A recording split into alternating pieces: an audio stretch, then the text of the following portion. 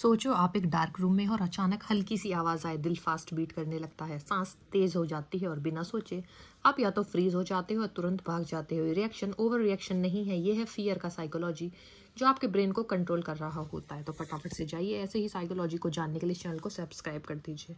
Fear एक natural human emotion है जो हमें डेंजर से प्रोटेक्ट करता है। जब ब्रेन को लगता है कि कोई थ्रेट है, वो बॉडी को फाइट, फ्लाइट या फ्रीज मोड में डाल देता है। ये रिस्पॉन्स इवोल्यूशन के टाइम से डेवलप हुआ है ताकि ह्यूमंस सर्वाइव कर सके।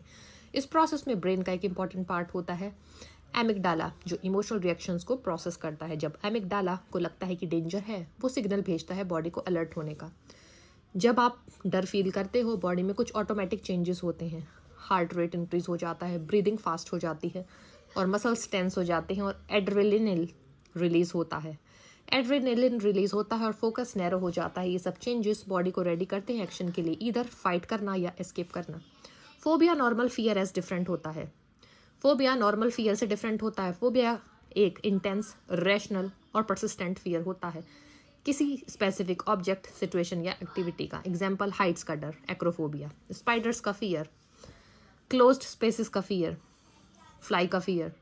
फोबिया मीन्स पर्सन को पता होता है कि फियर इरेशनल है, लेकिन फिर भी वो कंट्रोल नहीं कर पाता।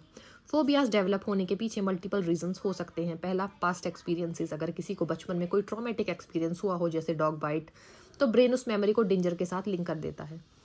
Second, observational learning. अगर आप किसी को किसी चीज़ से डरते हुए देखते हो, जैसे पेरेंट्स, फ्रेंड्स, तो आप भी सबकॉन्शियसली वो फियर अडॉप्ट कर सकते हो।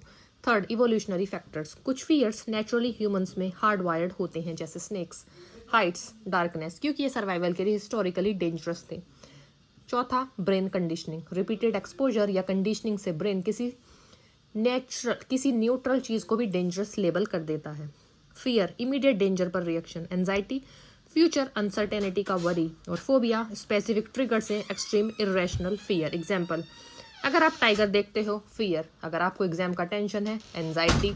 अगर आपको सिर्फ एयरप्लेन देखकर पैनिक अटैक होता है, तो फोबिया।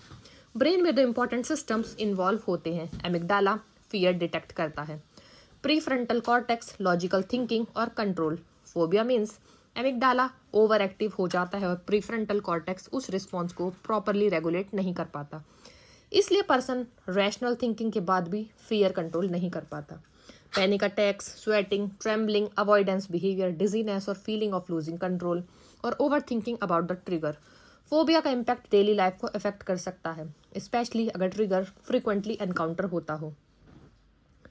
फोबियाज ट्रीट किए जा सकते हैं through psychological techniques, exposure therapy. Gradually person को फियर ट्रिगर के सामने एक्सपोज किया जाता है कंट्रोल्ड इन्वायरमेंट में, ताकि ब्रेन अडेप्ट कर सके। Cognitive behavioural therapy.